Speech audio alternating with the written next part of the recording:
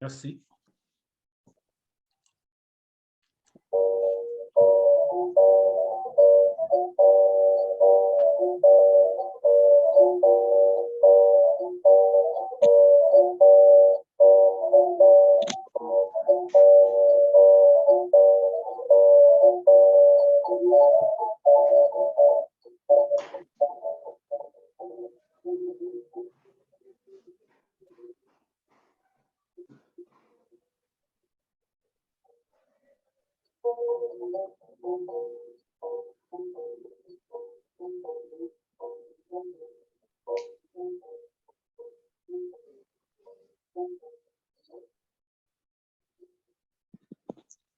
Hello, assalamu alaikum les auditeurs de priorité. maa ngi nuyu ñëpp di sant ñëpp di gërëm ñëpp di jégaloo ki benn émission bi ngeen perte ki chaîne priorité moom mooy l'émission de la semaine passée le dimanche passé parce que émission priorité tous les dimanches dafa war a nekk en cours mais dafa fekkoon ñu nekkoon ci benn yitte bu important moom mooy les élections législatives te ku ci nekk vraiment bon il faut mu dem mu assurer son devoir citoyen loolu tax na l'émission du dimanche la mu joñu ko def mais aujourd'hui je crois que li ñu waroon waxtaane foofu le dimanche passé mën nañ ko indi tey parce que aujourd'hui actualité demande de revenir sur le même sujet les législatives au niveau du Sénégal ñu war ko jàngat tey fii sur le plateau pour seet lan moo nekk di xew ce qui est en train de se passer sur la scène politique maa ngi fii ci plateau bi avec mes fidèles compagnons monsieur Diop avec mon frère Mamadou Konaté et ma sœur Oumou Diallo. Je sais que Pape Sarr et Jo Bass dinañ ñuy rejoindre après mais Manter moom aujourd'hui il est en Casamance quoi xam nga lan lañ nekk di si lijjante bu kutub lañ nekk di def quoi je sais que moom tey du mën a participer quoi voilà donc maa ngi nuyu ñëpp maa ngi nuyu mes frères ñu nekk ci plateau bi tey ma leen ne encore une fois de plus du courage Oumou bon retour xam naa ne sonn nga mais nag il y a aucun souci quoi il y a pas de problème mën nañoo jël quoi te moom daal li ñu fiy waxtaane mooy actualité bu nekk au Sénégal on va parler de la législation la législation les votes là boo xamee ne dafa jàll et pour si le temps nous le permet dinaa benn sujet boo xam ne nañ ko laalati quoi un sujet très sensible moom mooy l'inondation au niveau du Sénégal mais loolu day fekk nag le temps nous le permet quoi mais le sujet principal aujourd'hui moom daal vraiment ci législative bi la ñuy wax daal sans autant plus tarder comme on a l'habitude de faire dinaa jox à tout un chacun mu daal di comment dire s'affronter ak les auditeurs de priorité balaa ñu dugg ci détail bi quoi bon je vais commencer d'abord par la sœur comment dirais-je la Oumou Diallo comme ça mu nuyanteel avec les auditeurs de priorité Oumou jox naa la kàddu ji waaw salaamaaleykum maa ngi leen di nuyu di leen ziar yéen ñëpp di leen remercier encore une fois seen fidélité di nuyu ñi ma bokkal panel bi yëpp puis di profiter si tamxarit bi pour baalu ñëpp àq di leen baal di ñaan yàlla boole jéggal naan leen bonne année merci. Amin merci ñu jàll ci mon frère Moustapha Diop. waaw salaamaaleykum à tous les auditeurs de priorité maa ngi nuyu aussi ñëpp ñi intervenir ci débat bi muy Oumoul muy professeur Konaté muy yow mi animé maa ngi ziar ñëpp j'espère que Pape Sarr dinañu rejoindre ak grand Diobas comme ni ko Oumou defee aussi au sein de ce nouvel an musulman maa ngi ñaanal ñëpp atu jàmm di baalu ñëpp ak di baal ñëpp voilà un peu li ma ci bëggoon wax merci. D'accord jërëjëf kilifa bi Konaté. waaw Bakary merci encore une fois de plus maa ngi nuyu la consoeur Oumou di nuyu Moustapha di nuyu au passage di nuyu les fidèles de l'émission priorité di def comme sama ñaari naataango yi ñu wax rek mais voilà maa ngi souhaiter aussi à toute la oumma islamique bonne année n'est-ce pas di leen baal àq di leen ñaan baal baax te yàlla boole baal yàlla na leen boole jëgal mais ñu war a wér leen dàqal ñu seetaane musiba balaa émission bi aussi di ñaan yàlla émission bi continuer d'am succès rek, n'est-ce pas Bakary? Voilà, donc comme d'habitude, toujours le fait de le poste et toujours le plaisir aussi, surtout de discuter avec les membres du panel, quoi. Voilà, de l'émission. D'accord, merci beaucoup, sans tarder. Bon, dans la qu'on a été au moment mais en second plan, quoi. Maintenant, mon frère Moustapha, parce que il a été un témoin oculaire au niveau du Sénégal. Voilà, donc mon au cœur de la chose là, on ne peut pas commencer l'émission sans pourtant dire qui il faut. Au Sénégal, il y a quelque chose qui s'est passé. Bon, vraiment, la cohabitation au niveau de l'Assemblée nationale. Mais d'abord là, en fonction de sa connaissance, le plus de vivre, pourquoi nous décrypter cette élection-là, quoi, comment on l'appelle encore, législative au niveau du Sénégal, quoi. Là, moi, sa appréciation, là, tu dis quoi? Wow, maa ngi lay remercier Camara. C'est vrai que depuis 97, pratiquement, je siège au niveau des bureaux de vote. Je pense que 97 ak léegi benn élection la deful mooy locales yi la ma administration bi fàtte. Et je n'ai pas siégé, mais toutes les autres élections, j'ai pu siéger comme président ou comme assesseur souvent. Donc, j'étais à Sicap Mbao, au niveau de la banlieue, pas très loin de chez moi d'ailleurs. Et j'ai suivi effectivement le vote. Li ma njëkk a frappé déjà, moi, les jeunes n'ont pas beaucoup voté. Ça, je l'ai tout de suite remarqué. Okay. On a plus senti la présence des personnes âgées, des adultes, mais très peu de jeunes. Les femmes étaient très représentatives, les personnes un peu âgées, les personnes du troisième âge, j'ai même vu des handicapés venir voter. Mais ce qui m'a frappé, c'est les jeunes n'ont pas voté. Il y avait une foule de jeunes qui buntu centre bi. Il y a un moment quand je sortais pour acheter de la boisson ou autre là, am na benn moment sax ñu ngi doon huer le maire parce que dafa jaaroon ci centre bi ñu koy huer naan ko Sonko. Et je les taquinais, je leur disais mais Sonko c'est bien, mais dem leen uti carte ngeen voter. Bon voilà, même moment bi may jël ay scrutateurs ci bureau bi, je suis parti, j'ai cherché quelques scrutateurs, mais il y a des jeunes boo leen wooye ñu ne non awma carte électeur parce que pour nga nekk scrutateur il faut nga am carte électeur. Beaucoup n'avaient pas de carte d'électeur. Donc là aussi ça m'a un peu frappé. Maintenant élection bi en tant que telle, moi beaucoup de gens l'analysent comme une défaite ou comme une victoire de l'opposition. Mais moi j'ai une autre analyse. Je pense que c'est une maturité pour la démocratie sénégalaise. Je pense que la démocratie sénégalaise dafa am benn palier bu bees bu mu andi. Mooy ce que j'appelle l'équilibre. C'est-à-dire dootuma jox pouvoir bi tout, dootuma jox ki nekk ci exécutif bi tout le pouvoir pour mu nekk buur nekk bumi, mais duma jox aussi opposition bi tout le pouvoir. C'est vrai que il y a eu des reproches que oui, on a gonflé des trucs, bon, là, peut-être on va y revenir dans le débat, on a gonflé des bureaux dans certaines zones, etc. Mais le fond de ma pensée, ma conviction est que pouvoir bi def na li mënoon yëpp, mais élection tey jii nii jafe na pour nga sàcc ko Sénégal. C'est vraiment ma conviction. En tant que membre du bureau, en tant qu'acteur, c'est très difficile nga sàcc ko. Parce que, au fond, les bureaux de vote, 80% personnel, c'est pratiquement des enseignants. Et les enseignants n'ont jamais été avec le pouvoir. Autant que je sache, autant que je me rappelle.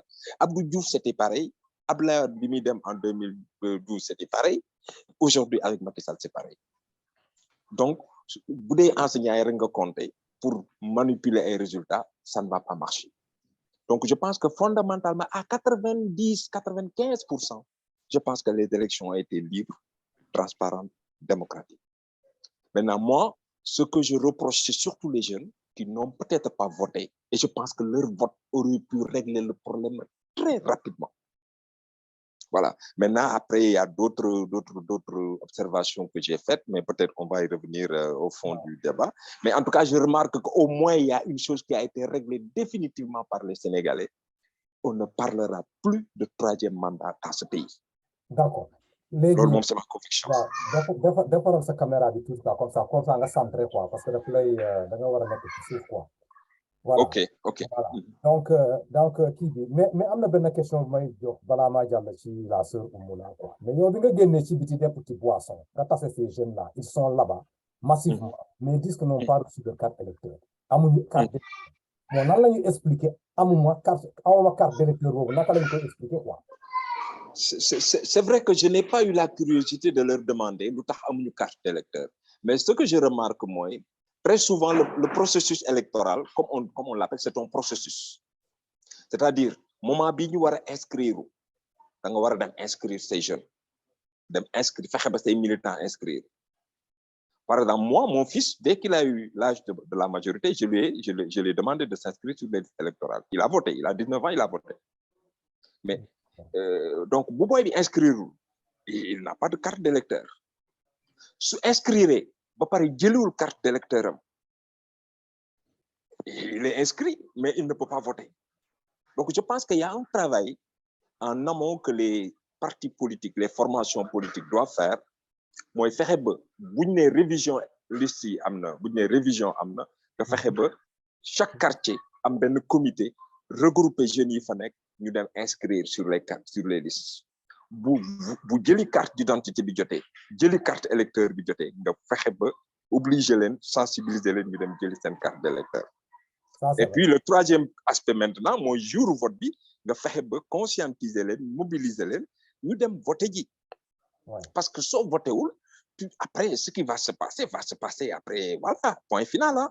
Tu n'as pas voté, quelqu'un a été élu contre toi ou avec toi, c'est ton problème. Mais la démocratie fonctionne comme ça.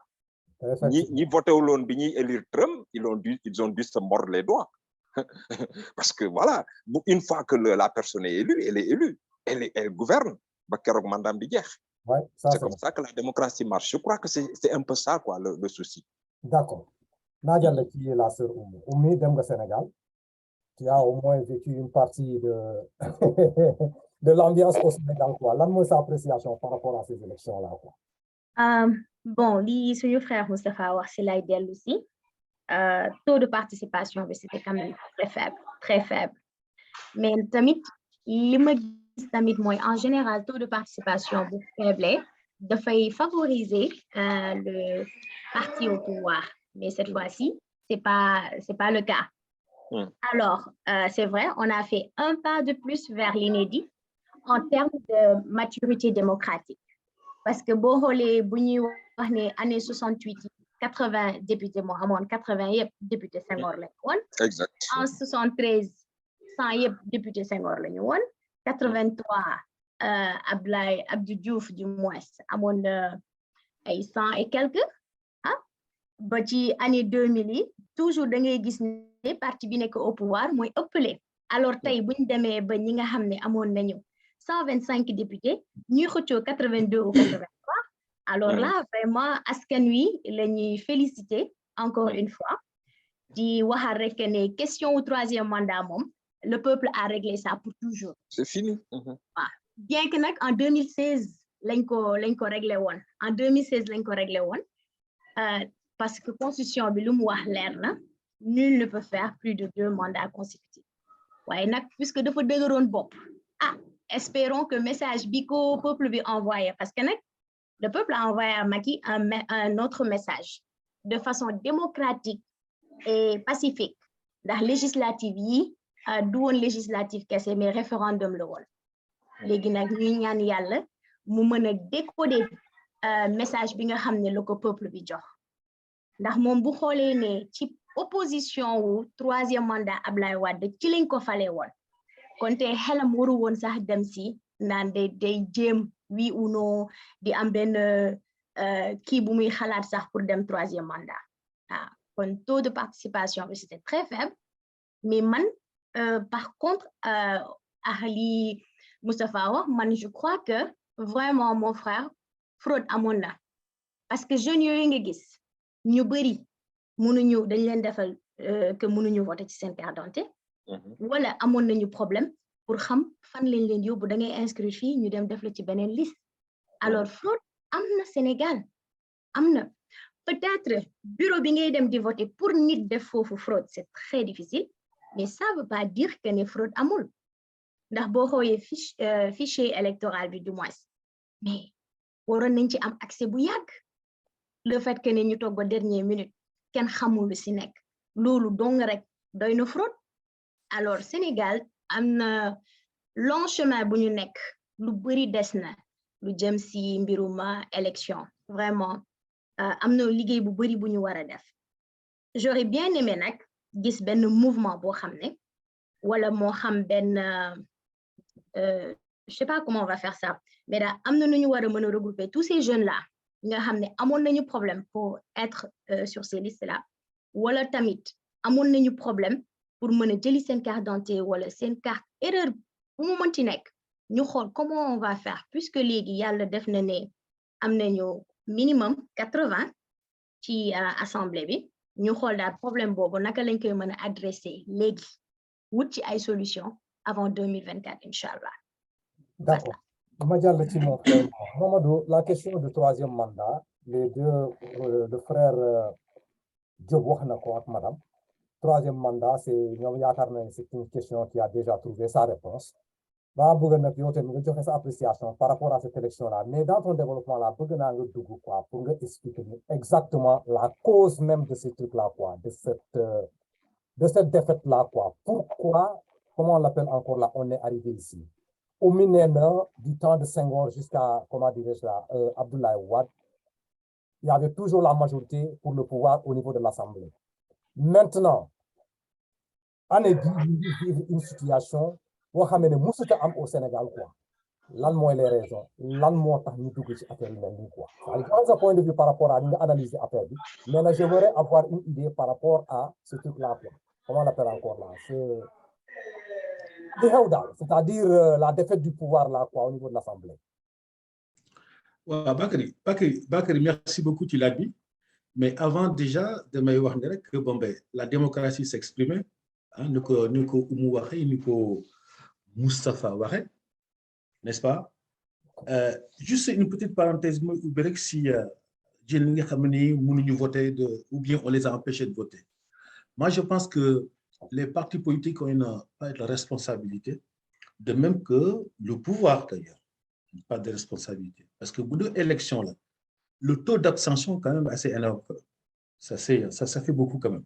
C'est-à-dire que quelque part, les gens se sont mobilisés, mais la masse populaire qu'on a vue effectivement pendant la campagne des élections législatives, masse nous pour voter en masse. Voilà, ça c'est quelque chose qu'il faut constater. Je nous, pourquoi? Parce que comme tu dis, il y a une carte. Ou bien c'est une carte, mais par contre, il peut y avoir une rétention de carte. Comme ça c'est fait très souvent d'ailleurs ici au consulat, quand il y a une carte de Guinée, il y a une traîneau, effectivement. Mais avant les élections, 20 jours avant l'année, il peut y avoir suspicion de fraude. Vous voyez une liste électorale qui n'est qu'au pouvoir de faire campagne. Mais de faire campagne à la sournoise. Parce que qui n'est qu'au pouvoir, lui, il a les listes électorales. Il peut contacter les gens comme il voudra, quand il veut, comment il veut, il peut les manipuler avant même de gérer effectivement les listes électorales à l'opposition. Tu te rends compte, moi je sais que j'ai suivi la réseau, ceux de Sonko disaient qu'ils ont eu les listes électorales comme 4 jours, comme 5 jours avant. Ils ont eu le temps de regarder, n'est-ce pas, de travailler ces listes électorales. Il se trouvait qu'il y a des pics d'inscription dans certaines zones. Eux, ils l'avaient déjà souligné, mais c'est déjà trop tard ça. Et je pense qu'effectivement, comme Nico, effectivement, les co-débatteurs ont dit, je pense que maintenant, puisque l'Assemblée nationale maintenant est assez équilibrée, il peut y avoir cohabitation ou pas, peu importe, ça dépend effectivement le glissement de certains députés vers la majorité ou pas, peu importe. Mais il y a certains effectivement qui se sont débarqués en disant, ils ne sont pas des bénons, il est hors de question qu'ils les ont bénons, et fait, moi, Askan. Bon, moi, quand j'entends ça, je me dis Askan, Askan. Bon, maintenant, après, chacun fera son commentaire. Mais pourquoi le pouvoir a été battu? Parce que de 125 députés, tu descends à 82 députés, il y a quelque chose qui se passe. Le pouvoir a fait une erreur monumentale. gis nga maire yi nga xam ne ou bien les responsabilités nga xam ne dañu transhumé dañu yaakaar ne que transhumance boobu ils vont drainer les électeurs qui ont voté pour eux pendant les élections locales, ils vont partager. Mais c'est une erreur monumentale parce qu'ils ne sont pas tributaires des électeurs. Ouais. Et aujourd'hui, le Sénégalais a compris qu'aujourd'hui, cette façon de transhumer-là ne les plaît pas. Cette façon de transhumer-là, il faut l'arrêter. Cette façon de transhumer-là, ce n'est pas une façon, effectivement, de faire de la politique. Si la politique, c'est l'art, effectivement, de gérer la cité, ainsi de suite. Donc maintenant, ils sont dans d'autres dispositions, dans d'autres schémas. Ben, pourquoi le pouvoir a été sanctionné? L'arrogance. L'arrogance. Parce que un peuple, il faut savoir le respecter. Et tu ne parles pas tout. Ce qui était censé, effectivement, de défendre Macky sur le terrain. Parce qu'en fait, quand tu regardes au fond, affaire B, élection législative, certes, mais affaire de Macky là aussi, c'était effectivement de donner un signal fort au président en disant attention, on va te sanctionner, puisque tu veux te présenter effectivement pour avoir un troisième mandat, on va te sanctionner de telle façon que tu dis que les Sénégalais te feront comprendre que nous ne sommes pas d'accord avec la question du troisième mandat. Mais tu sais, Macky Sall, au départ, je m'étais toujours dit qu'il ne va pas oser pour faire un troisième mandat. Mais à un moment donné, le doute s'est installé dans moi. Le oui, le non, le oui, le non, le oui, le non. Je me suis dit, ce gars-là, il est capable de faire ça. Mais Moustapha disait tout à l'heure, pour les questions de fraude, je lisais tout à l'heure là dans un journal et même dans un réseau social, les gars, ils disaient que les transferts d'électeurs, c'est toujours suspicion de fraude. Maintenant, ce transfert d'électeurs, il faut que je ne peux pas comprendre ça. En France, par exemple, je pense qu'aux États-Unis, Bakary, tu me reprendras. Ici, il n'y a pas de transfert d'électeurs. Tu habites dans ta commune. Tu es fiscalement, effectivement, domicilié ici. Donc, tu votes ici. Tu ne peux pas quitter ici pour aller voter. Même au fait que ça, on te dit, oui, tu n'es plus sur les listes électorales. On te remettra sur les listes électorales. Tu vas voter dans ton lieu de résidence. Les listes électorales, présentement là. Demain de lundi, non. Si je vais dans ma mairie là, demain, je veux les listes électorales. Ils me le s'ajoute sur une clé. C'est d'une totale transparence. Tout citoyen a le droit de disposer des listes électorales. Je ne peux pas comprendre qu'effectivement, que les responsables politiques qui vont dans une élection ne puissent pas disposer de cette liste électorale-là à temps. Ben, Sénégalais, c'est surtout ça. Je pense qu'ils ont acquis une certaine maturité démocratique de pouvoir choisir effectivement les élus qu'ils veulent. Quand je parlais d'arrogance, la question qui me vient en tête, aujourd'hui, les Sénégalais ne veulent plus qu'on les mette qu'il y ait une majorité mécanique à l'Assemblée nationale. Député en disant je suis député de telle personne. Ou député à l'Assemblée nationale, ils ne savent pas les lignes budgétaires. Ou ceux qui vont à l'Assemblée nationale, ils ne comprennent pas ce que c'est qu'un budget. Ou qui vont à l'Assemblée nationale, qui ne savent pas ce qui se passe à l'Assemblée nationale. Je pense que les Sénégalais n'en veulent plus maintenant. N'en veulent plus. Nous voulons des représentants dignes du peuple, qui sont capables de transmettre, de traduire les émotions et les pensées de nos concitoyens jusque dans l'hémicycle. C'est ce que les Sénégalais veulent aujourd'hui. Makinak, il faut qu'il se fasse de suicider. Parce que 2024, c'est plus loin. Okay. Et aujourd'hui, pour qu'il gagne l'élection, il va falloir qu'il remobilise ce truc, ce qui n'est pas gagné. L'élection présidentielle, c'est dans 15 mois, n'est-ce pas, Moustapha, il me semble.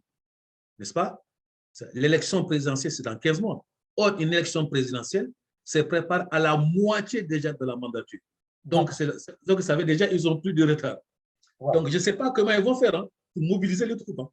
Parce que, gars, même certains de Bénin, ils vont maquiller. Ok. Monsieur Diop. Yo, nan ngay expliquer, vous faites que vous expliquer cet échec-là de Benno Bokk Yakaar là par rapport à ces élections-là. Nan ngay ko expliquer quoi? Comment tu peux expliquer ça quoi? Lan mooy les causes là ou bien les raisons quoi de cet échec-là quoi? Da nga muté, yaa ngi muté sa téléphone. Waaw, je m'excuse. Mané, je pense que les causes mën na dem ci ñaari côté yépp. Du côté du pouvoir, professeur Konaté wax na ko légui, il y a eu un peu d'arrogance. Il y a eu beaucoup de failles. Les députés ont trafiqué les passeports. Les députés ont été phobie. Les députés ont été man Macky Sall enfin député Macky Sall là. Les députés ont été assemblée Ousmane Sonko wala ben opposant di wax ñukoy chahuter diko siffler. On a tout vu avec cette 13e législature là. À leur niveau, plus maintenant les scandales. Je pense que tout ça a forgé auprès de l'opinion une idée que il faut battre, il faut combattre, il faut arrêter cette machine-là de Benno Bokk Yakaar. Maintenant, au niveau de l'opposition, il me semble aussi l'opposition a compris ça et il a pratiquement fait sa campagne autour de ces questions de fond. C'est-à-dire, si nous fallait, nous serons des députés qui seront à la hauteur. Si nous fallait, nous dañ leen fa taxawal. Si nous fallait, nous du ñu dégg ci scandale. Et puis, en même temps, quelqu'un l'a dit tout à l'heure, ça a été pratiquement une affaire de référendum. Hein? Ku ànd ak 3e mandat bi, ku àndul ak 3e mandat bi. Et ça a fait mal. C'est un discours qui a fait très mal au niveau pour Benno Bokk Yakaar. Il s'y ajoute que il y a quand même le phénomène Sonko qui a été ben genre fer de lance bo xamantene qui a su je l'ai dit il y a une émission Sonko nekkul candidat mais bizarrement c'est lui qui mobilise les troupes et il a fait très mal en termes de mobilisation, en termes de communication. Bon, est-ce qu'il faut peut-être penser aussi à l'arrivée de Wade au dernier moment? J'en sais rien. Est-ce qu'il faut y ajouter aussi cette sorte de tactique entre Yewwi et Wallu, qui a été pour moi déterminant aussi dans la défaite de Benno Bokk Yakaar. Donc, je crois que c'est tout cela en même temps qui explique l'échec de Benno Bokk Yakaar. D'accord. Bon, voilà un peu moi comment j'analyse un tout petit peu leur défaite, quoi. Même si Mimi dit qu'ils ont gagné, quoi. Ma sœur là, mon dans ça, c'est beaucoup quoi. Ce que je veux savoir là, quoi, c'est-à-dire, bon, monsieur, comment dire, là, Diop a expliqué la défaite là, mon numéro qui mais bon, cette machine-là, même là, Benno Bokk Yakaar ci boppam, quoi. Qui cette organisation, il y a Benno Bokk Yakaar, il y a l'AFP, il y a le PS, il y a l'APR, confondu. Cette machine politique-là, là, on expliquer son échec-là, quoi. Pourquoi nous sommes un échec, quoi, avec cette puissance-là, autour de quoi, cette coalition-là, quoi. Là, on expliquer cet échec. En fait, Macky Sall, je me dis, soit dafa xamul Sénégalais yi, wala bok da leen a fàtte. Gis nga Sénégalais bugul ko foqale. Koo xam ne da ngay toog ci ndab bi rek il faut ñu seppi sa loxo. Loolu bugu ko. Te moo fi taxawoon te wax waxeet lañu gën a bañ. Wax waxeet te kilifa moomul loolu. Puisque moo fi taxawoon ni carrément 2e mandat, 3e mandat du moins du fi am. Képp ku def sa 2 mandats da ngay jug dem. Dellu si waat fii 2019 ne su fekkee ne fal ngeen ma bii moom mooy doon sama dernier mandat. Ouais. Le fait que mu naan je dis ni oui ni non foofu la commencé perdre élection yépp nag depuis lors bi mu ko waxee ba tey boo xoolee bien que taux de participation bi loo woon na mais ni leen dooree woon ci local yi bu ko raw lañ leen dooree waat tegaat ci seen arrogance ñoom dañoo demoon ba foog ni ñoom moom Sénégal te moom sax dafa muusul waaye li ko gën a yàqal mooy si parrainage yi ñi mu bloqué yëpp amaana bu bàyyi woon parti yëpp dem kii am fii xëy na sax mu gagné puisque raw gàddu la. Bien sûr. Mais yàkkamteem ak bëgg yàqal nit ñi far moom boppam la gën a yàq mais je crois que problème scandale yi la ak seen arrogance loolu donc moo tax ñu Sénégalais yi basically dañ ko vomir. Le peuple a vomi Benno Bokk Yakaar. Bëggutuñu dara ci ñoom.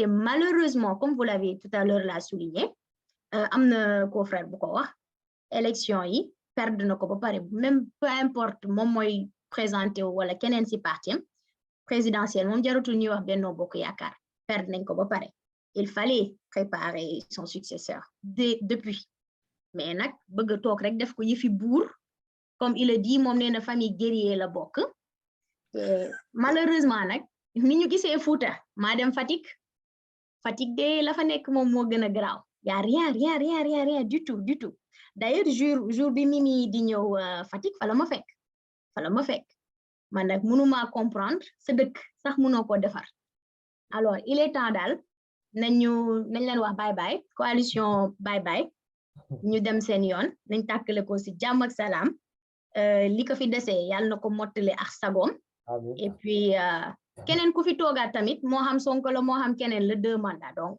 c'est tout mais man sama analyse en tant que membre de l'APR xam naa ne bon su ma ko waxee peut-être Diop va dire que vraiment niroo ko quoi comme gars yi ni ma koy waxee quoi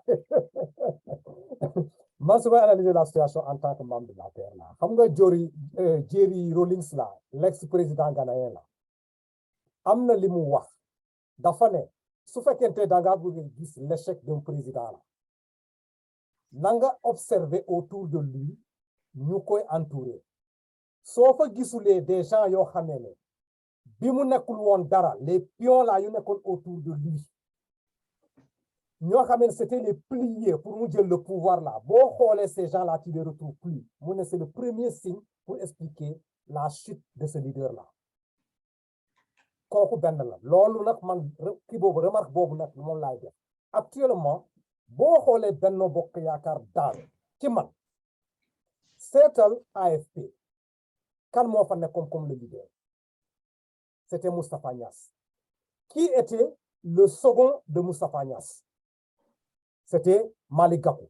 Je me trompe, mais où est Malick Gakou maintenant dans ce parti-là? Il n'est plus là. Il est parti. Ben. Le numéro 2, d'un parti, a été éliminé dans le coup de le PS, bon, c'était au niveau du PS là. Quand on est contre, c'est le leader, c'était le feu Ousmane Tanor Dieng, paix à son âme. Qui était le suivant de Tanor? C'était Khalifa Sall. Dans la Nikodef, on l'a écarté. On l'a mené à l'abattoir. À l'abattoir. Le président Macky Sall Tibopon. Quand on est au niveau de l'APR maintenant, là, nous expliquer, au niveau de l'APR, qui est le truc là, comment dirais-je là, le dauphin, ou bien le successeur du président Macky Sall. Il n'y en a pas. Il n'y en a pas. Est-ce que tu comprends? Des coalitions de partis qui sont réunies. Amoul parmi les trois là, ils ont constitué ce parti-là. Amoul ben le dauphin ou bien une deuxième personne, parti moun ko compter. Il y a l'angle yakar pour la vie de cette coalition-là. Je vous dis que APR, c'est mon économie, il y en a pas. Non, Benno Bokk Yaakaar, c'est fini. Benno Bokk Yaakaar amul, parce que bon, au niveau de l'AFP, il n'y a pas quelqu'un d'autre qui va prétendre à la magistrature de toute la quoi suprême de Benno Bokk Yaakaar. Vous faites qu'un Moustapha Niasse n'est pas. Vous faites qu'un Macky n'est pas. Quand moi pas personne. Il n'y a rien. Donc maintenant, c'est-à-dire actuellement, ce sont les gens qui ne comprennent pas, qui ne regardent, qui n'observent pas. Mais cette coalition elle est déjà morte. Est-ce qu'il y a des dégâts? Mais amul ben nit bo xamné dans ce parti là qui peut prendre la relève là pour nous conduire. Et puis pour au niveau de Benno Bokk Yaakaar, tous les gens yo xamné ils peuvent être comment dire là, susceptibles de remplacer le président de la République là. Anani? Ils sont mis au frigo. Ils sont mis au frigo. Ñan ñoo les remplacer? Ce sont les transhumants. Avec ça, vous pensez que dans cette logique pareille là, Benno Bokk Yaakaar ci boppam là a été sanctionné par Benno Bokk Yaakaar dans cette politique là. Pour conforter ce que vous dites. Oui. Au-delà de Mimi Touré qui est sorti pour dire on a gagné et tout. ñi gën a défendre Macky Sall xam nga ñan la. Waaw. C'est Talla Sylla. C'est Maître El Hadji Diouf ak Maître Ousmane Seye. Ouais. Ouais. C'est-à-dire, tu ne vois même pas les gens de Benno monter au créneau pour défendre le président. Il n'y en avait pas. Voilà. Au-delà de Mimi Touré, le président est seul. Il est seul, malheureusement. Ay transhumants,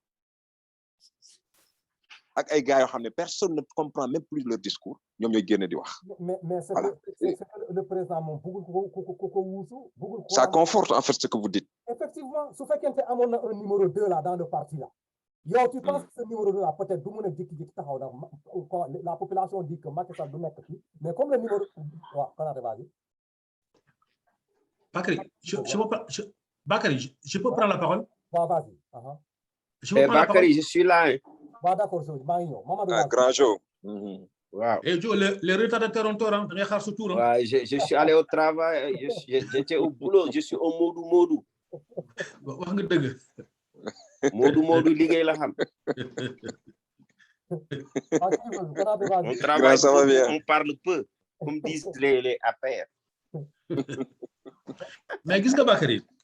Damay conforter lu Moustapha wax ak li nga wax rek quoi.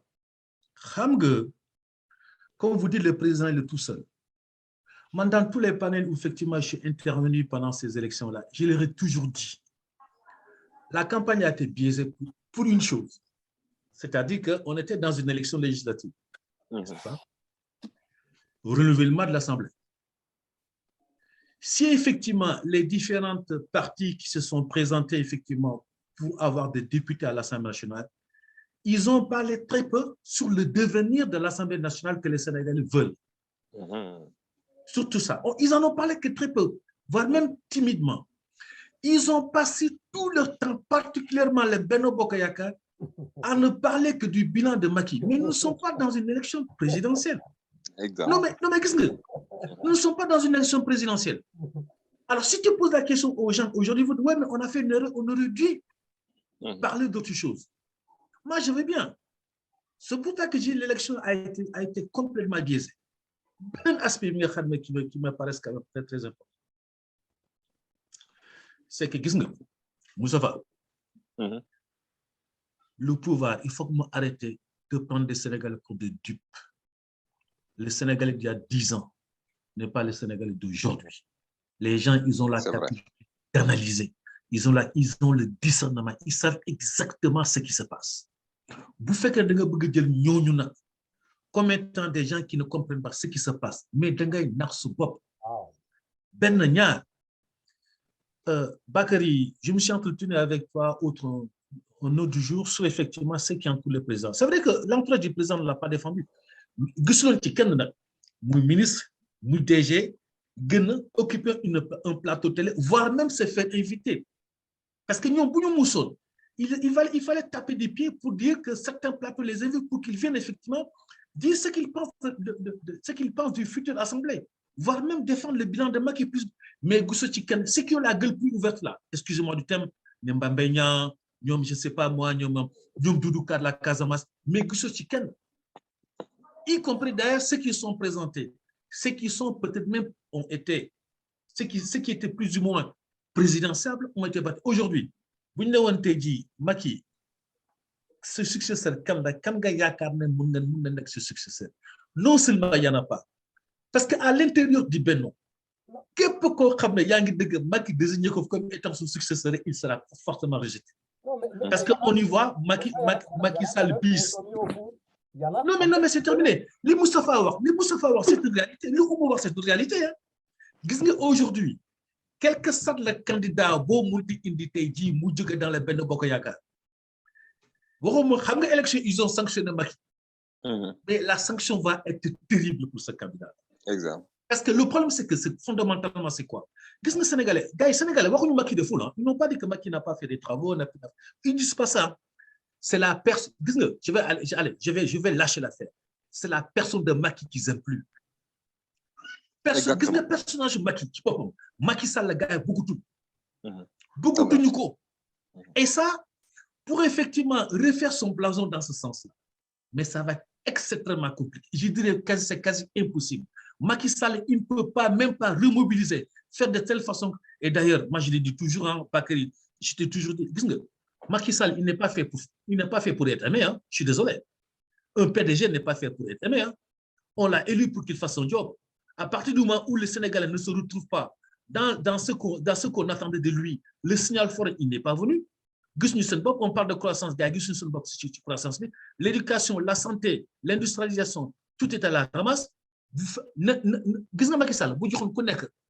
kilos de lingots d'or, les gars ne voteront pas. C'est déjà terminé, ils l'ont déjà rejeté. Sa appréciation par rapport à l'élection, après le plus de défis, mon gars sa contribution par rapport à ça, quoi. Je vais prendre M. Konaté au mot.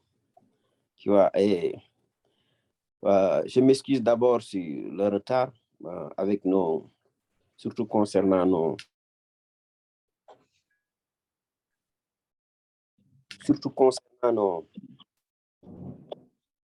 auditeurs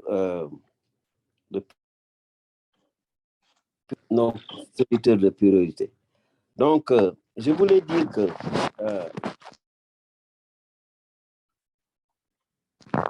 je pense que le personnage de Macky Sall, bon, comme je suis en retard, je voulais faire la cycle. Je ne peux pas entrer dans ce domaine-là. Mais je vais vous dire, essayez de désigner quelqu'un pour le remplacer. Sa caméra. C'est dans sa caméra. Gisulo Maria? Non, Gisulo. Voilà, ok. Voilà. Même s'il désigne quelqu'un, il sera battu plate couture. Moi, en personne, je pense qu'ils vont le décapiter. Donc, parlant de ces élections, le signal a été très... Bon, man, je ne comprends pas. Dafa mel ni dafa am problème réseau. Problème de connexion. Dafa am problème réseau. Non, amu problème réseau. Dafa am ku may woo sama téléphone la utiliser tey parce que j'ai déménagé. Sama wifi ñëwagul quoi, je peux pas utiliser mon ordinateur. Tu vois. Que je sais que le personnage de Macky c'est fini. Comme vous désignez tamit da ngay sonn. Le signal a été très fort. La fin de l'ère. L'ère, c'est le passé même. Mais si ils me résister, ils ont mis des milliards, zéro. Ils ont essayé de courtiser les gens, zéro. Ils n'ont pas laissé le pas et essayé de regarder vers l'avenir. La paire et tous ces compagnons, je pense que appartient à l'histoire maintenant. Non, je dans un problème de connexion. Non, il a un problème de connexion, quoi. Dans un problème de connexion, quoi. Ça va des locaux. Non.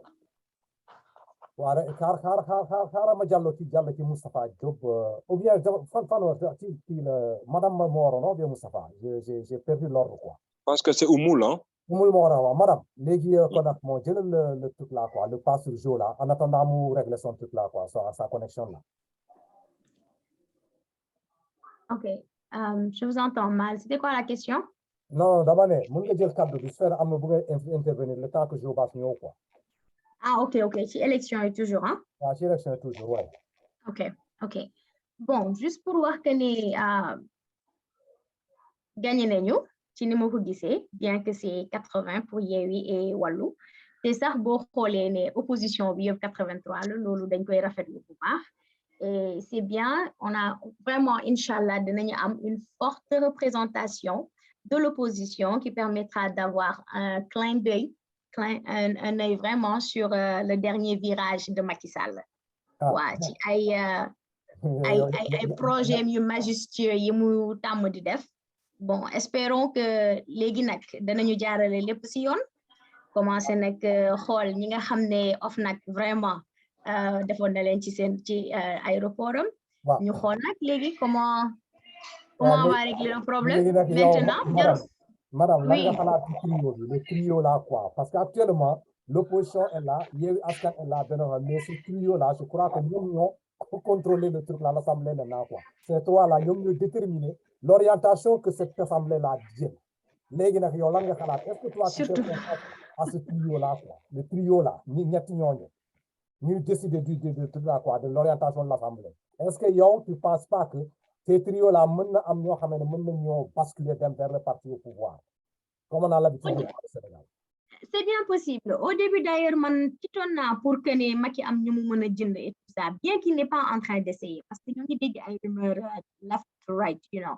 Mais bien que xaw ma ndax dégg ngeen audio PDF Pape Djibril Fall bi mu def démb di wax ne moom daal troisième pouvoir la du dem si Macky Sall la waaye soxlawul muy wax ne bokk na si opposition bi. Alors ku mel noonu nañ ko xaar mu voté nu ko neex. Heureusement Thierno Alassane Sall moom nee na moo ngi si position bi amin ci opposition bi du moins, alors on peut compter sur 81.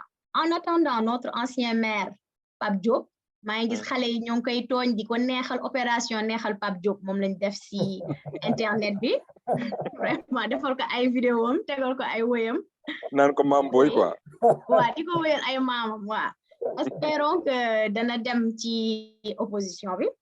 Mais côté boobu jar na xalaat parce que tamit ku mel ni Pape Diop est-ce que buñ ko offrir premier ministre poste premier ministre du dem mais même moom bu demoon si Macky nañu xaar ñu bëri jóge ci Benno Bokk Yaakaar dem ci opposition bi en fait ñoo ngi doon wax naan libéral yi dañuy retrouver wu mais je crois que ce qui leen nara doon inchallah nañu xaar rek ba xam mais li ëpp daal ëpp solo mooy Macky amatul wala boog Benno Bokk Yaakaar amatuñu 125 mais ils ont perdu plus de 44 sièges du moins plus de 44.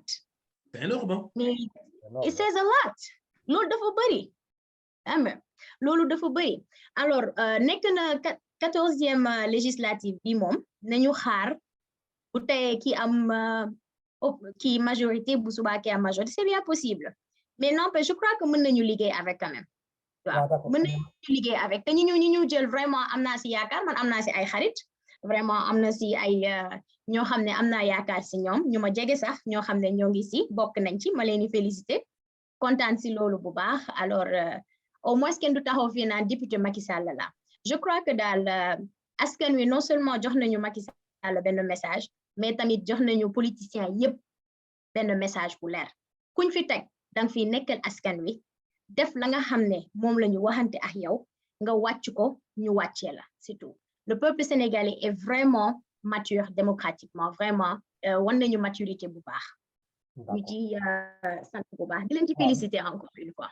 mais Diop yow lan nga yaakaar yow tu ne penses pas que situation bi nga gis au niveau de l'Assemblée maintenant lan nga yaakaar ni est-ce que du am blocage par rapport à la gestion de l'Assemblée quoi. waaw am na ñu wax ne mën na am système blocage entre majorité bi ak opposition bon c'est même difficile de dire kan mooy majorité ak kan mooy opposition maintenant c'est assez compliqué en tout cas entre ki yore exécutif bi muy waa Benno Bokk Yaakaar ak opposition bi nga xam ne ñoom ñoo ñëw en masse au niveau de l'Assemblée nationale mais j'ai déjà dit à quelqu'un ma ne ko na opposition bi aussi def attention parce que c'est un test pour eux. Ouais. Parce que électeurs yi ils ont bien équilibré la chose am na luñ bàyyee ak Benno Bokk Yaakaar am na luñ jox opposition bi liñ jox opposition bi c'est assez important comme en termes de nombre de voix. Pour moi c'est une manière de leur dire on va voir est-ce que vous êtes assez responsable, est-ce que vous êtes capable de faire taire vos égos, est-ce que vous êtes capable d'oublier vos émotions, vos états d'âme pour xool où est l'intérêt du Sénégal. Et je crois que bu opposition bi juumee ci foofu noonu ça peut se répercuter négativement en termes de voix pour ñoom aux prochaines élections. Je taquinais un ami ma ne ko am na lu bëri lu opposition bi doon théoriser c'est le moment de l'essayer. Par exemple tey hypothèse supposons que l'opposition soit majoritaire am 83 députés. Je vais bouger un peu, il y a beaucoup de bruit. supposons que l'opposition soit majoritaire, en 83 députés. Macky Sall, je pose toujours une hypothèse, bon, moi je vous même demande de me proposer le nom d'un premier ministre. Toujours hypothèse, hein? Opposition lui proposer le nommer. Nous discuter sur la répartition des postes ministériels.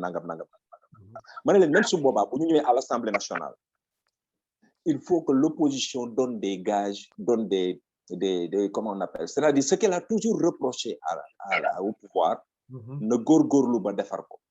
Par exemple, même bu ñu nommé le président de l'Assemblée nationale, fexe ba jël yenn postes yi, ils disent à l'opposition parlementaire, qui est Benno Bokk Yaakaar, vous prenez ça.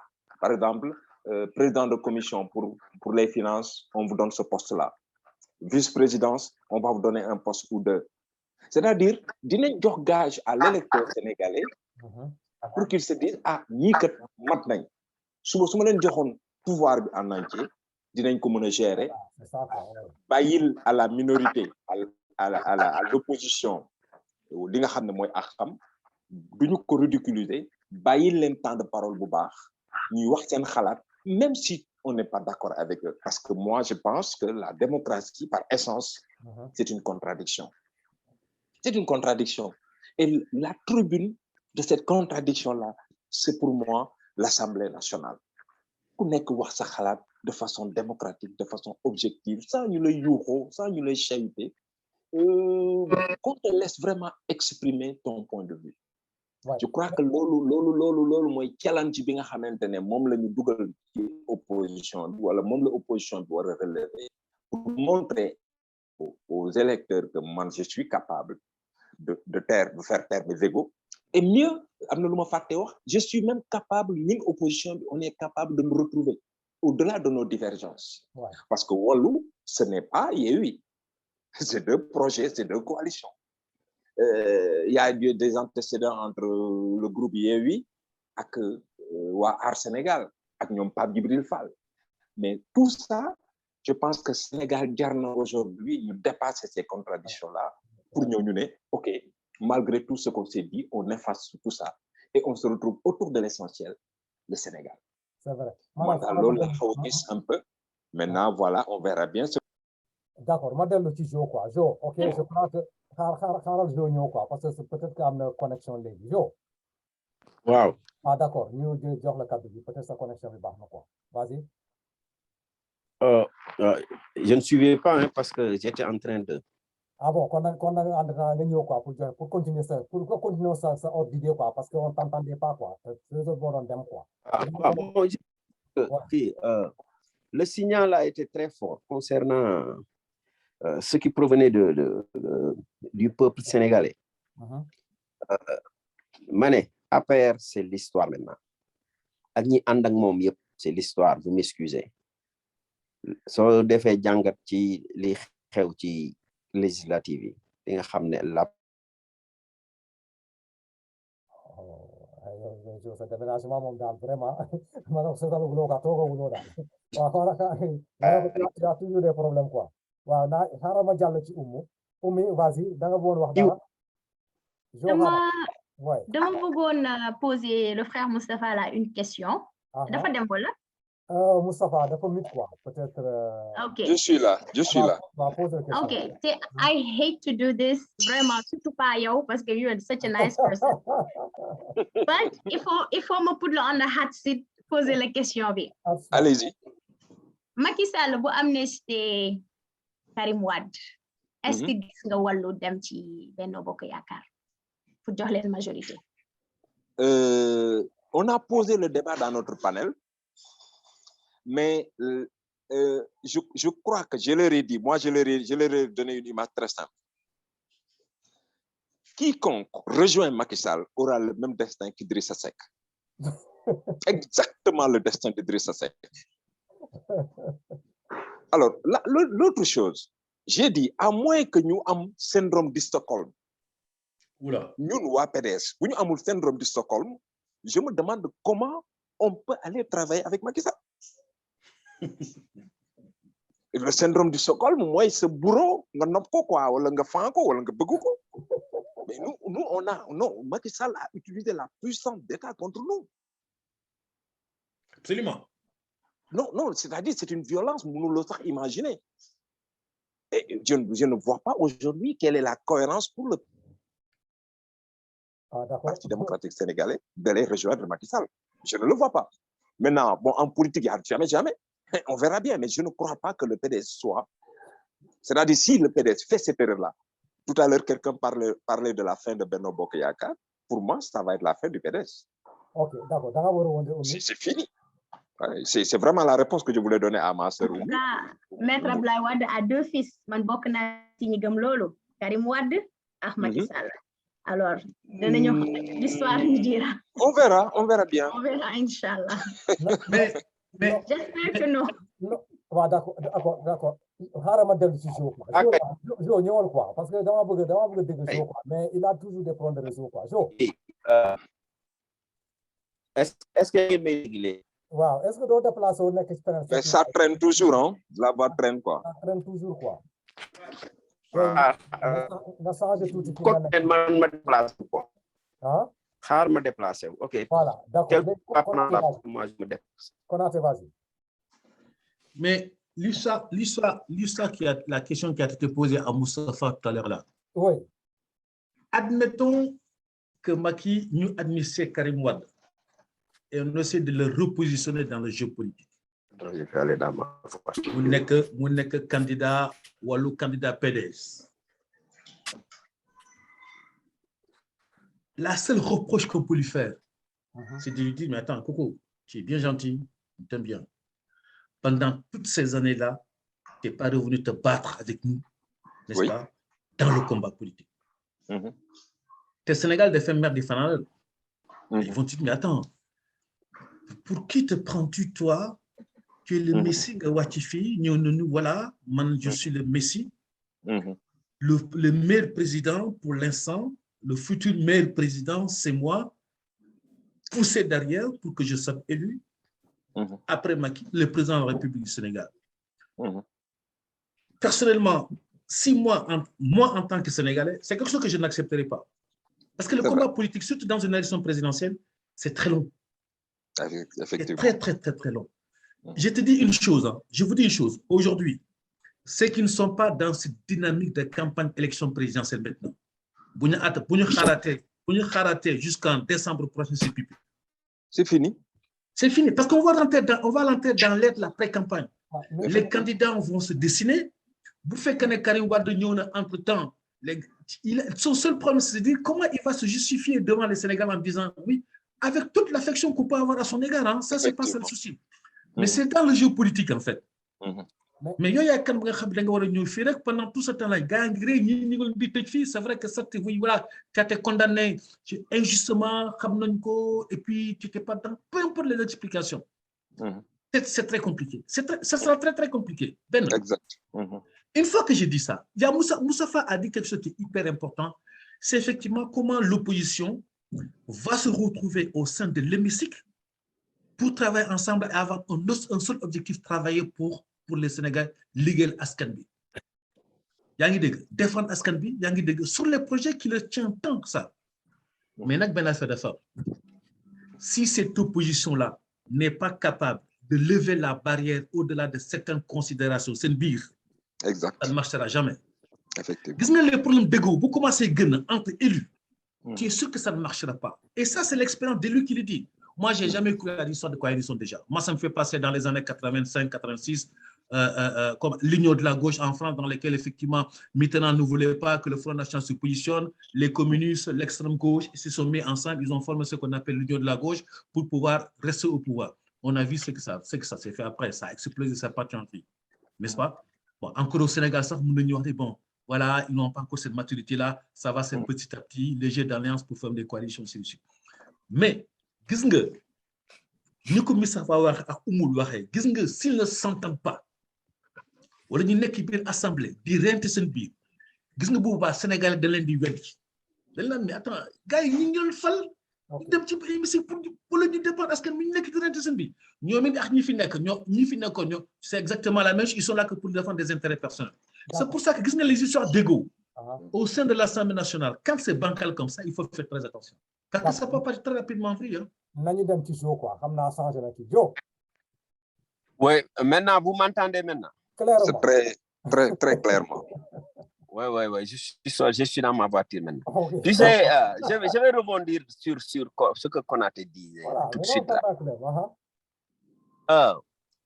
Vous Vous voyez, moi je maintiens toujours,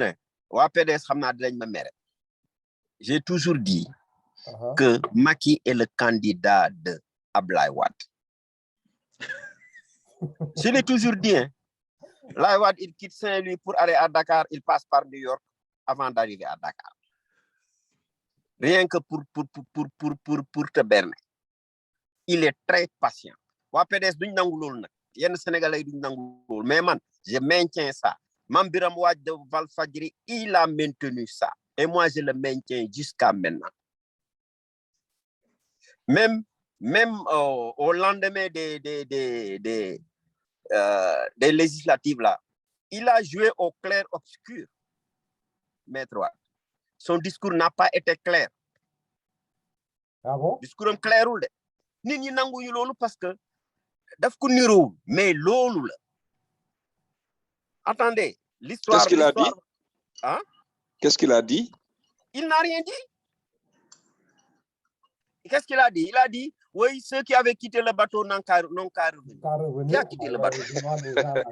Le bateau du PDS? Grand. Oui. Qui a quitté ça? Quels sont les gens qui ont quitté le bateau? Le président de la République en premier?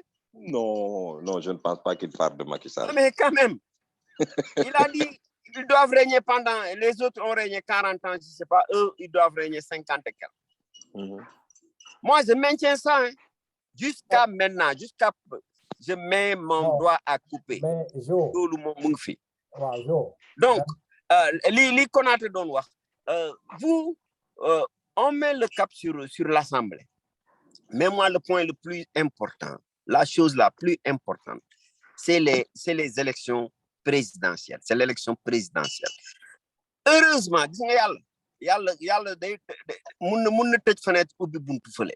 Yenn saa yi mu def contraire. Gis nga li Sonko demul assemblée, c'est une bonne chose.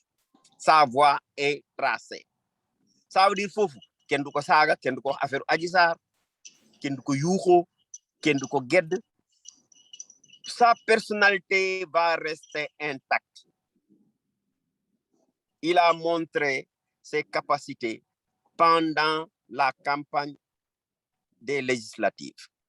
Wone na capacité. Légui da kay denc fofu rek. Légui kenn du mëna écorcher image. Gars suñu démé di assemblée di rente, mom il va être sur la touche comme ça. Genre directeur technique lay doon. Il ne rendra compte à personne. La campagne électorale commence, il aura le temps de faire une campagne de 16 mois. C'est une chance pour lui. D'accord. Ouais. Voilà. Mais man, une question, man, je comprendre. Madame Oumou, question vous posez à Dieu. C'est-à-dire le fait que Macky Sall amnistie Karim Wade. Est-ce qu'il y a une pertinence dans le sens quoi, qui vers un régime finissant quoi? Voilà. C'est affaire bobo quoi. C'est-à-dire, vous faites qu'un Wade, non, car bobo le boucle à cette période-là, je sais que c'est pas un fin politicien quoi. T'as quoi de route? Est-ce que tu comprends? C'est-à-dire, car bobo, man, gars, on dit que oui, vous venez que le deal qui va se faire entre Macky Sall et Abdoulaye Wade là. Il n'a plus la majorité déjà. Non, mais c'est ce que j'ai dit. J'ai dit que l'homme dans le côté qui souffre, parce que Maître Wade, un politicien que moi je connais, t'as quoi ça dans ce train. Parce qu'actuellement, un régime finissant là, n'a pas de négocier avec moi sur l'avenir de ton. Non, je ne comprends pas.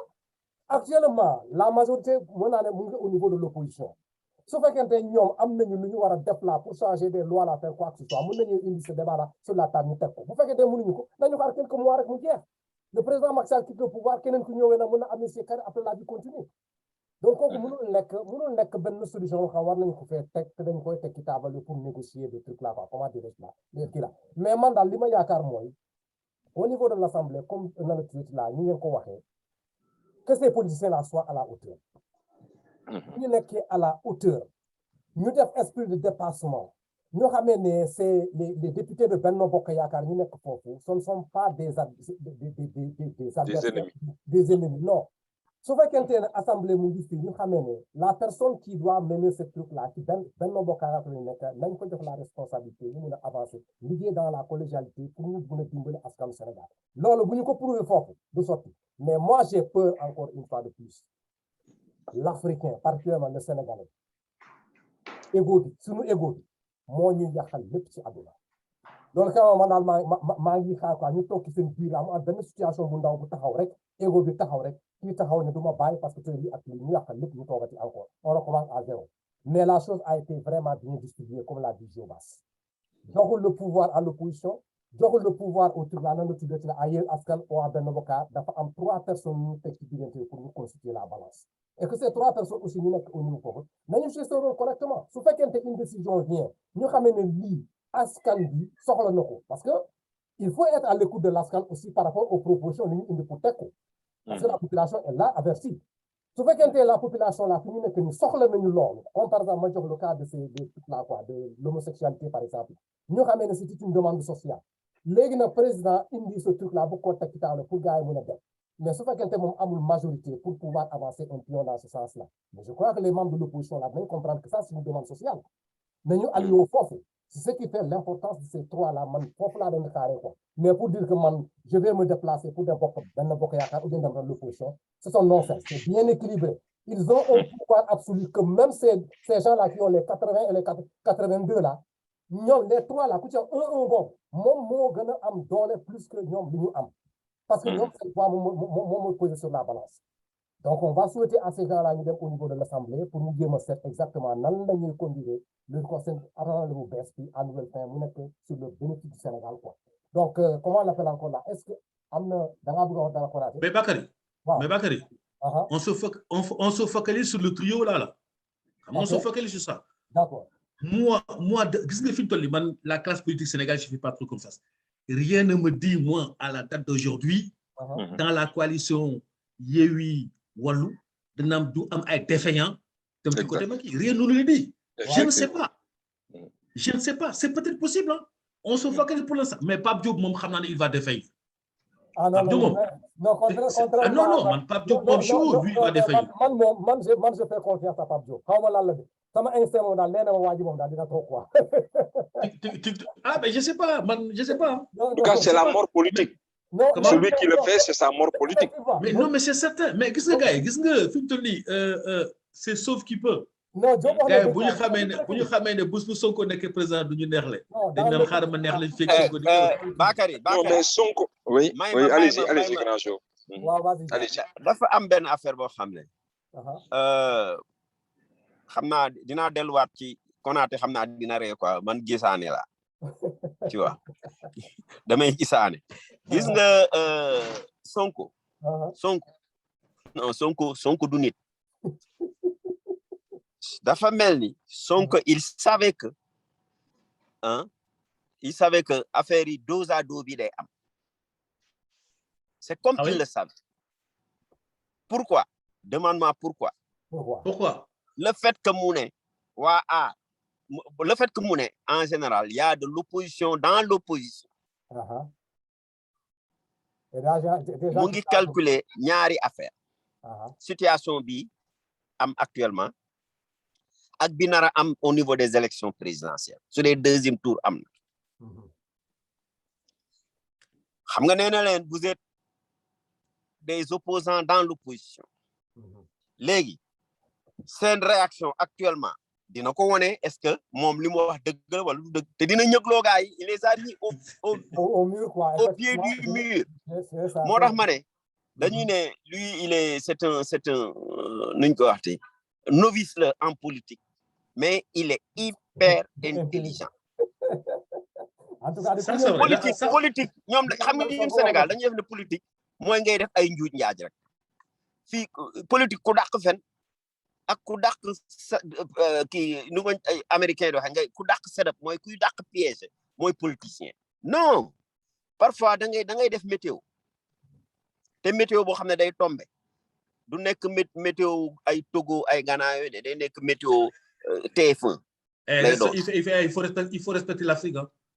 waaye ñële dañuy wax rek seen météo du yenn saa du kii moo tax pa marabu dañuy ne soo ne dina taw nga boole si su soobee yàlla xam nga en Afrique da ngay wax su soobee yàlla dina taw mais su soobee yàlla tu vois moom day def météo te météo yi day tomber donc il a anticipé sur deux choses mooy li am actuellement ak présidentielle yi nar a ñëw parce que suñu demee deuxième tour rek cas bi am actuellement day amaat. D'accord donc. léegi kon les trois là qui doivent faire la différence su dee affaire dañ ko maintenir nu mu mel nii dinañ xam ndax ñoom ay opposants lañu ou bien dañ leen monter ay marionnettes lañu. D'accord donc moo tax ma ne Sonko na taxaw ne à côté rek nekk directeur technique bu mu nekk entraîneur bu mu nekk joueur. yàlla may na ko mu nekk manager général day toog à côté. mais Jo ça c'est réglé au niveau de Yewwi Askan boo xoolee Yewwi Askan. mais beneen chose encore. les défaillants mun na nekk au sein de Pastef même. mais c'est ce que je dis. non mais man waxuma Yewwi de biir Pastef mun na am ay défaillants. lan nga xalaat ci configuration bi gis nga Khalifa Déthié Fall ak Sonko ñoom ñëpp am nañu seen pion boo xam ne dugg na au niveau de l'Assemblée nationale. C'est sûr. Ils sont pas à l'intérieur. Sonko boo ko jëlee Guy Marius Sagna mu ngi foofu. nga jël Khalifa Sall Barthélémy Dias mu ngi ci assemblée. waaw donc ñoom c'est-à-dire xaw ma je sais pas gis mbirum yàlla quoi. ñoom dugguñu mais ils sont à l'intérieur je xaw ma naka laa koy expliquer quoi c'est-à-dire ñoom nekkuñu ils sont pas. je te comprends. voilà. mais dinaa la wax dara. Ensuite pour te montrer le côté malicieux de malin intelligent de Sonko. gis nga mus naa si waxtaan ak soxna Oumou ma ne ko xam nga Mati le représentant au niveau de Kentucky fii bi représenté ci Pastef mus naa ko ne vous ne regardez pas quand Sonko parle vous ne regardez pas ses lèvres ni ko américain yi di waxee read my lips. man suy wax li muy wax ci lèvres yi mooy comme à français yi rek Kona yow mi nekk français je lis entre les lignes moom suy wax je lis entre les lignes tu vois gis nga bi ñuy investir nu mu tuddati Barthélémy Dias pour la mairie de Dakar nee na Barthélémy dañ koy jàppale parce que xam nañu ne du mës a jaay suñu mairie Macky Sall est-ce que xam nga kan lay waxal foofu. kan lay waxal foofu. Khalifa Sall lay waxal. les gens ne lisent pas. les gens ne lisent pas du moins. mu ne xam nañ ne du jaay suñu mairie après.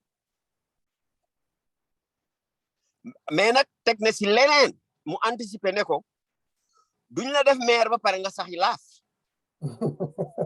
ça veut dire que duñ la teg maire ba pare nga ñëw ne da ngay bëgg nekk président. il a toujours anticipé les gens ne font pas attention moi Sonko dafa mel ni Amérique la yar. waaw te kii sax Barthélémy sax waxoon na ko. dina saboter mais biir sabotage bi. ci biir kaf bi. dafay am signification bu garaaw. waaw parce que dafay am signification bu garaaw nee na ko. yow xam nañ ne doo jaay suñu mairie. patron lay wax. Jo xaaral ma jaar ci Oumy mu ngi demandé pas parce que dafa bëgg intervenir Oumy. non ma kii bye laa wax dama leen di bàyyi. waaw nous sommes à la fin de l'émission. sama heure jot na léegi guddi gi laay liggéey. voilà d'accord vraiment désolé mais bëggoon naa wax rek Bass. am na loo xam ne yàgg nañ si waxtaan mag yow. lépp lu nekk si Ablaye Wade mu ngi ci Sonko. Sonko ci sud bi la juddoo soo am na yar am na teggin. waaye kàccoor gi ci nord bi yëpp mu ngi si moom tamit ndax fa la yar. alors je vous laisse. Exactement. Attends, je vais ajouter une chose. Gis nga Sonko gis nga Sonko c'est le prototype de Wade.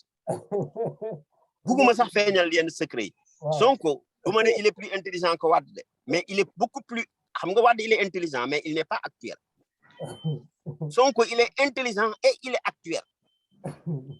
d'accord. Donc ay affaire yu ñuy use ci kii électronique yooyu yëpp maîtrise na ko.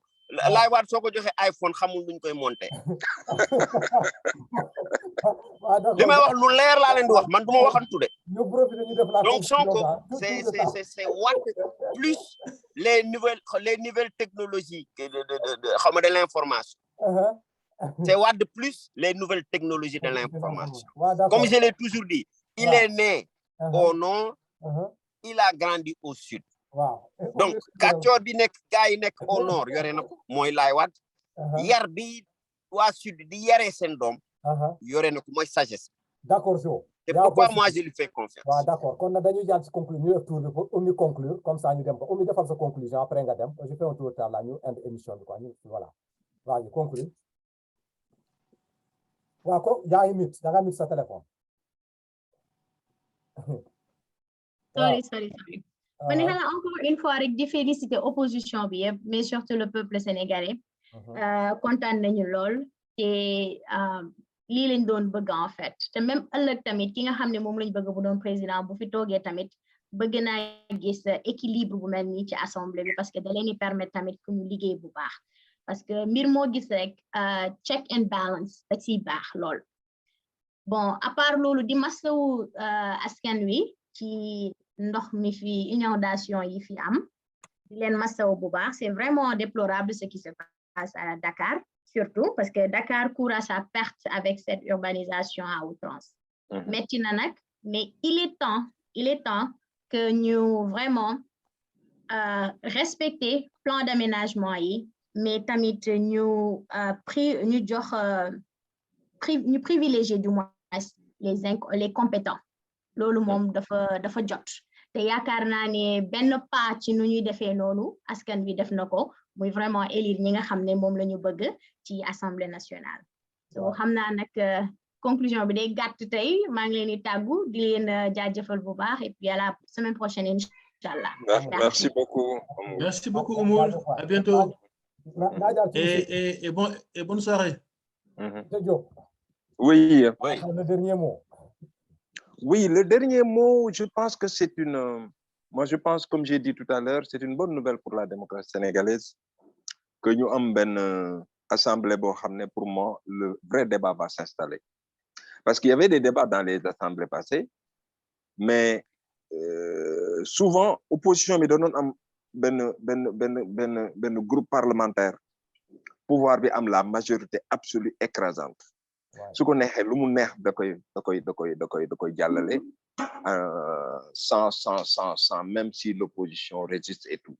Donc je pense que c'est vraiment les débats vont se poser. Il y a une problématique. Tout à l'heure, on a parlé de fraude. Mais fraude, facilité pour le pouvoir, c'est lié en partie à notre état civil.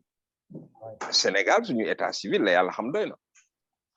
Et il y a tellement de problèmes à ce niveau-là que souvent la personne qui est au pouvoir, qui contrôle certaines mairies, a une capacité pour changer des choses, inscrire une nit, une nationalité fille, etc. Je pense que l'Assemblée peut en partie jouer à régler ce problème-là. Tout à l'heure, on a parlé aussi toujours au niveau de l'élection. La Sénat a été pratiquement absente dans cette élection-là.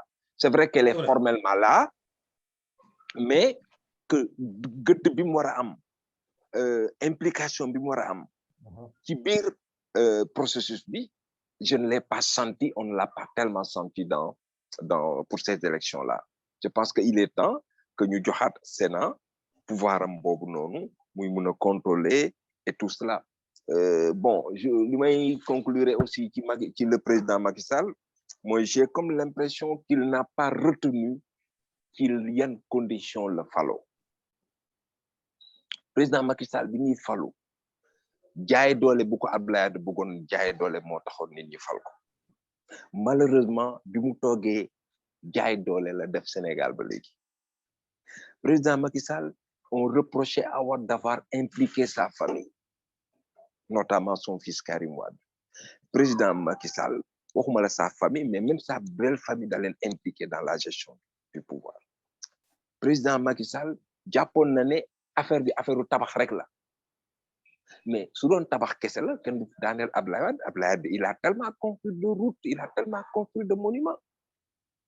Sénégalais yi dañu bëggoon aussi des libertés, dañu bëggoon aussi des institutions stables, dañu bëggoon aussi le respect de la minorité, même bu dee c'est une minorité bu nekk 3 personnes nga respecté leen jox leen seen cër ñu mën a wax lu ñu xalaat. Mais malheureusement quand il est venu tout parti yooyu yëpp la sànni fële et jël justice bi def ko arme di door nit ñi di éliminer adversaire. Et je pense que tout ça normalement waru ko woon dal moom waru ko woon dal parce que c'est justement pourquoi il a été élu. bu dul woon lu ko Abdoulaye Wade xeex peut-être que du génn PDS su génnul woon PDS kon kenn du ko xam peut-être il serait toujours resté un numéro 2. C'est parce que Abdoulaye Wade da ko doon xeex que dafa génn PDS dem créer partem nit ñi ne kii kat dañ koy bundu xataal xaaral ñu jàppale ko. Et c'est par ça que je vais terminer. Gis nga le Sénégalais su gisee Goliath ak David di xeex il est toujours du côté du faible. Exactement. C'est-à-dire ça c'est typiquement sénégalais. Gis nga bu gisee ñaari nit di xeex toujours ki ëpp doole danaan ko yow mais ponkal mu toll na yow yaa ngi door xale bi lu tax yow xam nga ba nga laal ko et tout de suite il se met à défendre le plus faible. yow munoo xam loolu ba pare nag ngay utiliser un appareil judiciaire un appareil xawma lan administratif di dal ci kaw Khalifa Sall di dal ci kaw Ousmane Sonko et puis voilà je crois que c'est tout ça finalement qui a rendu sa cote terriblement a baissé terriblement sa cote au niveau de l'opinion. Et puis donc je crois que c'est fini pour lui comme on a dit. Maintenant lui il lui reste deux voies. Terminer son mandat avec une certaine élégance, en essayant de rattraper ce qu'il a perdu, en essayant rafetal pour gagner tranquillement, ou bien ça va être la catastrophe pour lui. D'accord. J'espère qu'il aura cette lucidité-là, cette sagesse-là, pour comprendre que c'est fini, la messe est dite, et que vraiment il faut me négocier pour gagner ak jàmm Sénégal jëm kanam. Voilà. Bon, en conclusion, moi, je vais dire que, comme le mot on ci biir rek, bon, xam naa waa PDS toujours dinañ may mer, tu vois. Moi, je maintiens, peut-être, am na ñoo xam ne xamuñu loolu, mais je dis toujours que Macky est le candidat de Abdoulaye Wade. Je l'ai toujours maintenu. Et l'histoire me donnera raison, j'en suis sûr et certain. Autre chose pour vous décourager les gars du PDS, malgré qu'on est ensemble, moi sympathisant là, malgré qu'on est ensemble, je vais vous dire, yalla rek mo xam de, mais man sama pressentiment. Si vous présentez Karim, il ferait un très bon ministre. Mais Karim, ses chances qui présidentielles très très limitées. Vous m'excusez de ça. Très limité. Sénégalais. Hein? Candidature pour présidentielle. Pour me gagner. Très très limité. Tu vois? Parce que amna le Sénégalais tek sen xel ba paré. Les Sénégalais, ils sont capables de tout et de rien. Donc moi tax ku mel nonu ñaari extrême su la naré ñaf-ñafal comme ni ko gaay di wax dalay ñaf-ñafal ba mu ñor. Suy gëmm nak day gëmm mel nek fa. Donc Karim, je pense que vous devez chercher un autre. Mën nañ ko ñëw def ko un super ministre d'État. Loolu dinaa xam ne dina liggéey parce que yore na yenn jikko yi ak niñ ko yaree mun na nekk un bon ministre mais présidentiel il faut oublier ça. Te lenn laay rafetlu aussi mooy en conclusion pour ne pas tirer en longueur dama kontaan gis nga kontaan bi ma kontaan bi suppléant yi ñëwee ah foofu ngay wane ne yàlla daa am na ñoo xam ne yàlla daa bindoon dinañ mës a nekk député muy ni nekk nañu député te gëmuñu ko sax dama ci kontaan ba nga xam ne léegi ñi nga xam ne ñi les supposés ténors là de l'opposition ils sont obligés de travailler pour le soir du février 2024 hein après les élections ñu remporter haut la main les suffrages léegi Sonko dina mën a def 3 fois le tour du Sénégal sans contrainte préparer affaire yi man foofu laa ko teg. D'accord. Je vous remercie.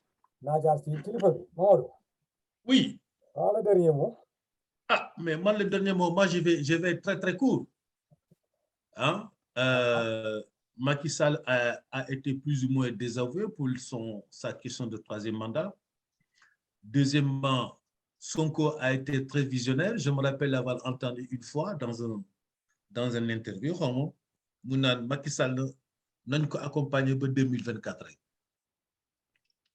Et c'est ce qui est en train de se passer. Nous avons attendu 2024.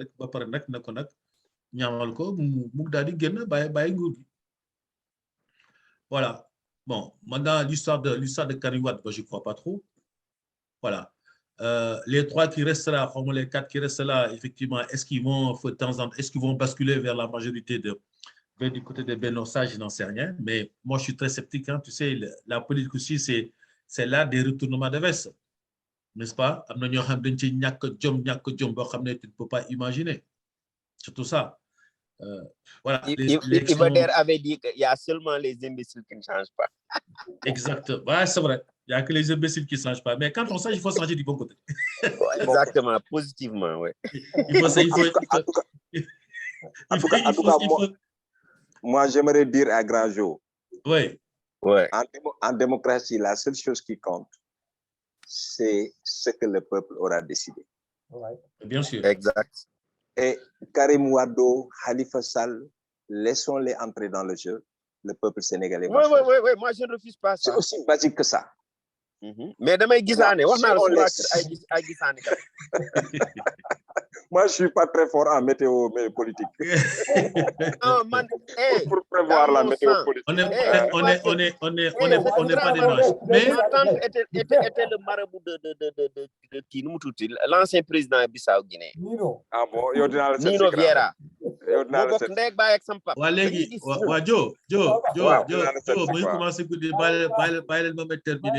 N'est-ce pas?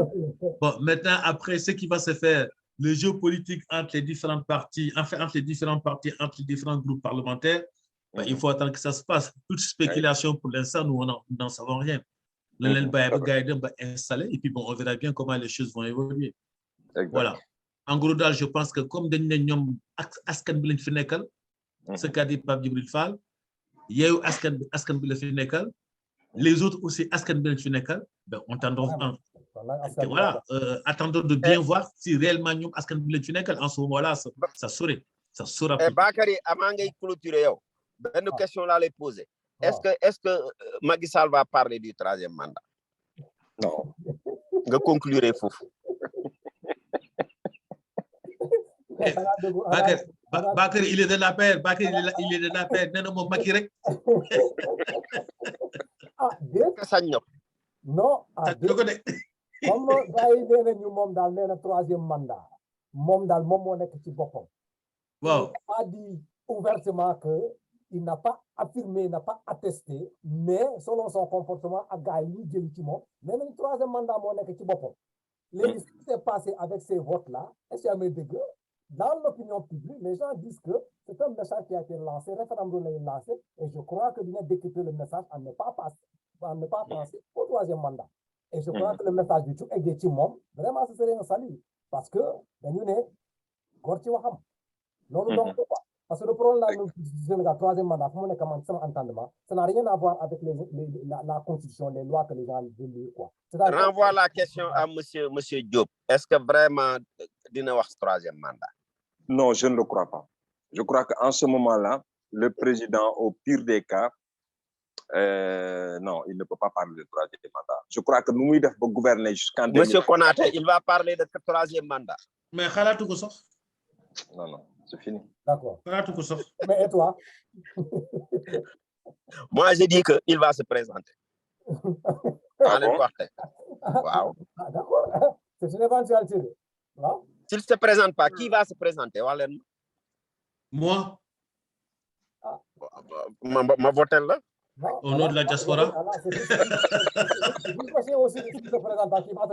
Man affaire copain laay def dam lay voter. Je vais dire une chose. Et vous savez que moi j'ai pas voté. Ils m'ont effacé du fichier. Ah bon? Oui, je votais depuis 74. Wow. Cette fois-ci je viens, on me dit que ton nom n'est pas sur le fichier. Dans le même bureau de vote. Dama changer pour changer bureau de vote. Nekkatuma ci fichier bi. Mais il faut régler le problème. Il faut régler le problème dès qu'on aura ouvert la révision. Il faut régler ça quoi. Dès qu'on aura ouvert la. Ouais. Ni danañ tax ba ma mer man ma ñëw nekk candidat. Mais pourquoi pas? Ouais, d'accord. Oui. Okay. Ñi gënuñu ma intelligent de. Qu'on a terminé, qu'on a conclu.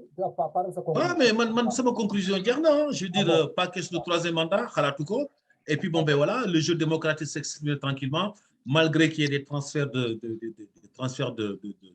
devoirs, comment on appelle ça, transfert d'électeurs, ce qui ne devrait pas exister. Parce que moi, je crois qu'il faut arrêter ça, quoi. Si ça les arrange, on fait des transferts. Chaque fois, avant l'élection, il y a des transformations, il y a des choses qui se passent. Non, à un moment donné, il faudrait que nous fermions à faire une bonne fois pour toutes. Pour l'élection, ni les demain, transfert d'électeurs, même nous aura bailli. D'accord. Surtout que ceux qui sont dans le nord, là, les Halpulaar mauritaniens qu'on a transférés au Sénégal, mais attention, parce que la double nationalité n'existe pas chez les Mauritaniens. C'est vrai. waaw ok kon nag am naa fii lañ koy yemale maa ngi gërëm ñëpp di sant ñëpp di jox rendez-vous semaine prochaine xam naa bu ñu ñëwee peut-être su fekkente amul beneen actualité bu taxaw dinañu dugg dans le cadre de l'inondation quoi au niveau du Sénégal ñu yem a décrypter loolu tamit quoi kon nag gars yi jërëjëf merci beaucoup. Merci beaucoup. Merci, au revoir. À bientôt. Ciao.